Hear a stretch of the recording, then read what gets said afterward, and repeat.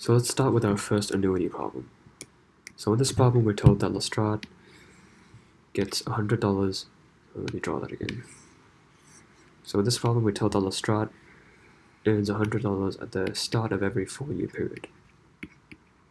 And then that's going to happen all the way up to time 40. So what exactly that means is that he's going to deposit money at the start of each 4-year period all the way up to time 40.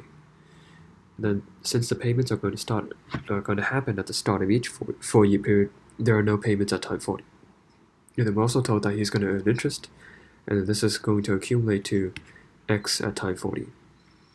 And then we're also told that he, at time 20, that amount is 5 times less than this amount. So at time 20, that's the amount that he has is x over 5. So given all this information, we need to find x. So first of all, let's try to find x. So the deposits are going to be equal to 100, and then you can see that this kind of looks like an annuity due because it is.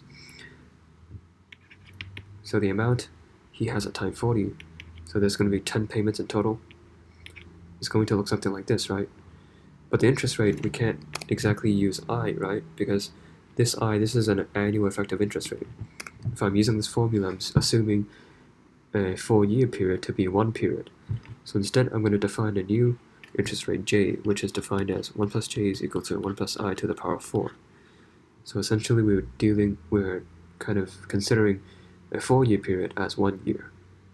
So this formula would apply.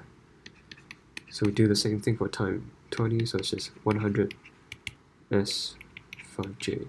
So we're using s because we're accumulating the values. So if we are trying to find the present value, we would use a instead.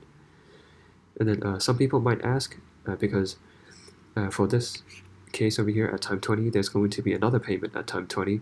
So do we need to include that payment into x over 5? And the answer is we do not, because we're told that x over 5 is the amount we have at the end of 20 years. So that's the end of the 5th 4-year period.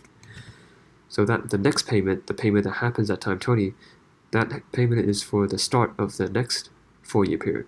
So that's the start of the next 4-year period, not the end of the current 5th 4-year period. So we don't need to include that as well. So using this, we can actually establish an equation. So this is equal to x, right? And then x over 5, I can just dump the 5 over to this side, and then both of these are going to be equal, right? So on the right hand side, we have 500, because 5 times 100 times this expression. And then this is an annuity due, so we just apply the formula. So d is going to is the discount rate corresponding to j. So this divided by d, that's just the formula for annuity due. Anyway, the d's, they cancel out. It's going to be equal to 5. So we have 1 plus j to the power of 10 minus 5, 1 plus j to the power of 5. And then we have a minus 5 and minus 1. We'll move the minus 5 over here, so we have plus 5 minus 1, that's equal to plus 4, equal to 0. So if you notice, we let 1 plus j to the power of 5 equal to something like, say, y. This is actually a quadratic equation. So we can factorize this. So this is just equal to y minus 4 times y minus 1. So 1 plus j to the power of 5 can be equal to 4, or it can be equal to 1. So it can't be equal to 1. The only case where that happens is when j is equal to 0. So this is a trivial answer. We can reject this.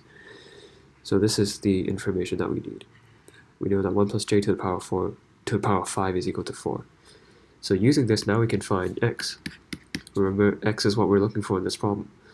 So x is equal to 100 times s 10j, and then we just need to write this out. So instead of d, I'm going to write j times 1 plus j, right? Because if we're considering the equivalent rates, then we know that d can be expressed as j over 1 plus j.